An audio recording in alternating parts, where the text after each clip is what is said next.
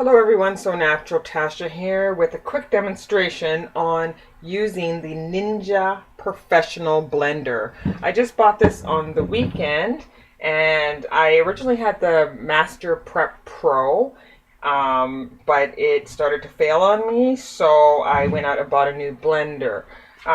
So this is what the Ninja Professional looks like.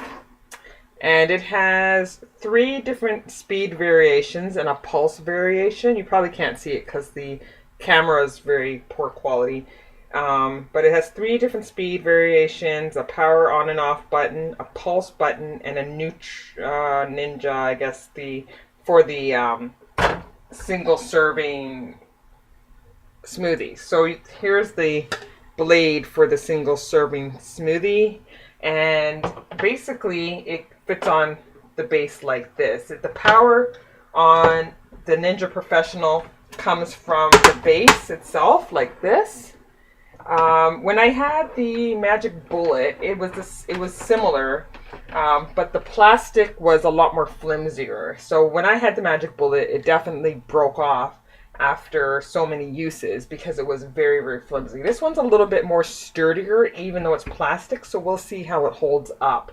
And my old one, the Ninja Master Prep, this is the base, the power was from the top. So you plug it into, like it came with a food processing cup, so the power is from the top, and like this, and then you press down for it to blend. So you would press this on and off for the blending. On this one, of course, you press the on and off button and then whatever speed that you're working with. So for the speed number 1 is for like processing and mixing. Number 2 is for blending. Number 3 is for pureeing stuff and for ice crushing. And then the pulsing, of course, will like control the amount of, like let's say you were chopping something, you can pulse it until it becomes to the right texture. So right now, the immediate difference I see between the two, of course, is the power coming from the bottom, as well as even the difference in size of containers. So the Prep Pro came with this 6-cup pitcher, and the Ninja Professional comes in a 9-cup pitcher, and it's also square, whereas the other one was round. So we're going to try and make a smoothie in this. I'm going to make myself a green smoothie. And so the first thing we need to do, after washing it, of course, is figure out how to put the base on. So it seems like you have to put it in on an angle and then twist it into place. See, it's not even as simple as that, I guess. Oh, there we go. And then we twist it into place. Then, of course, we need our very sharp blade. Here's the blade for it, which is the only thing I don't like about it as well. It's extremely sharp. So when you're washing this, you have to be very careful. I use a brush, so I'm nowhere near the blade because I find it extremely dangerous, in my opinion. But this will sit here on the power base like that. And now in the Prep Professional, it was the same way. It would sit down like on the bottom, but again, the power would be spinning from the top, whereas from here, the power is spinning from the bottom.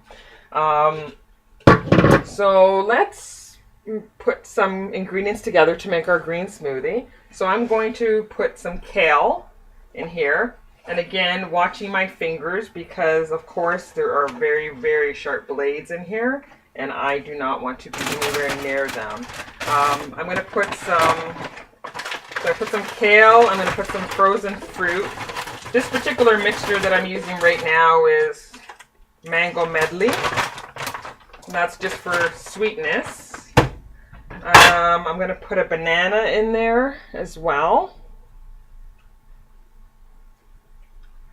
And I'm just going to put this in, basically, like I'm just going to put it in like that and see how well it crushes it up. What else? Oh, some spinach. Again, just being very, very careful of where my fingers are. And I like to put a little bit of cinnamon in mine.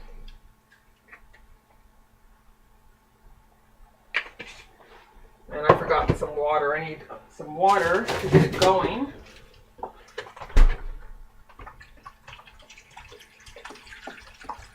Now this is a 9 cup, but I'm not going to fill it all the way up to the 9 cups. I'm going to put a little bit of almond milk. This is the vanilla brand of almond milk, just to give it a little bit more smoother taste. And I think that's it. So kale, spinach, banana, some frozen fruit, and a little bit of cinnamon, and that should, oh, and my lemon juice. I just squeezed some lemon. Okay, now I'm using this for the first time, so we're all doing this together to see if it really does a good job in making a smoothie, especially a kale smoothie, which is hard to break down. So now with the lid, you have to line it up with the arrow on the base of the pitcher in order for it to lock in place. And then you can push it down. And then it has a spout at the top and a release button when you're ready to, I guess, clean it, or if you have to take any, add any more fruit or whatever to your recipe. So let me put that back in. Not really liking this lid too much though. But anyway, we'll see how it works. So let's plug this in and see what power it has.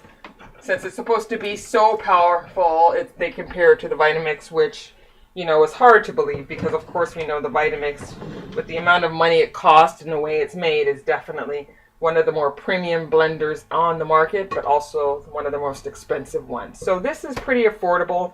I bought this with 2 of these serving cups for $108 at Walmart in Canada, and I thought that was a pretty good deal versus the $400 for a refurbished or $500 to $600 for a new Vitamix, which I'm just not financially prepared for. So hopefully this one will last for a little while and be worth my investment over the years. And so let's see what it does.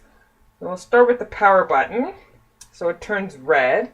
And I haven't really honestly read the manual that well, but we'll see what happens. I think I'm going to use the, let's see.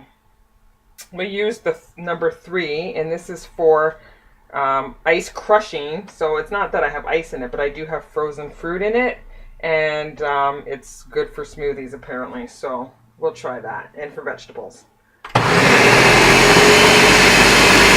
Now it's fairly loud, I find, but we'll see how long it takes to blend this up fairly well.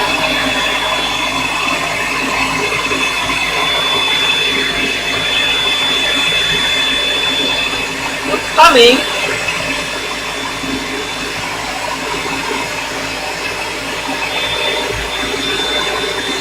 We'll let it run for maybe about a minute.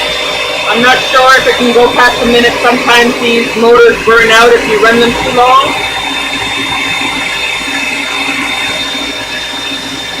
Looking pretty good though.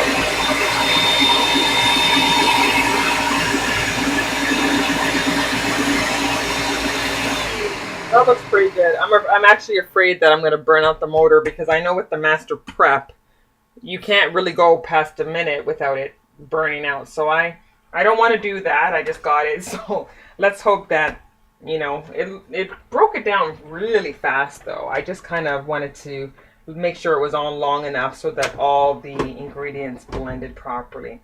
So you have to kind of twist it to take it off the base. Let's see what it looks like on the inside here. Well, it's hard to tell just by looking at it, but it looks, you know, fairly okay. Can't really show you the inside too well, but I don't see any floating kale or spinach in there. Again, not loving this, not loving the container too much. I don't really know how to put it back now that I've... There we go. Okay, we have to click the release button first and then push it back in place. But yeah, I find the lid very complicated actually. So let's see what it looks like as far as the texture of the smoothie itself. Now in the Master Prep Pro, I can tell you right now that the smoothie never came out like as clear as that. Usually you would see a lot of the bits and pieces in it. So let's see if we put it in some kind of I don't really have anything to really put it in right now, but let's see what it tastes like, because I was going to blend it and see how much particulate came out. Let's try. Actually, this is not bad at all. I didn't strain it, and I actually don't feel like I need to strain it. I don't taste any big chunks or anything. It tastes fairly smooth in my opinion, actually. It's pretty good, because with the Master Prep Pro, I always had to strain it because there was a lot of pulp left over. This is really good. So I'm actually quite impressed for the first use of this. I'm just not impressed with the actual lid itself. But it seems like so far so good. We'll try some other products with it and see how it goes going forward. I will keep you posted. Thank you for watching.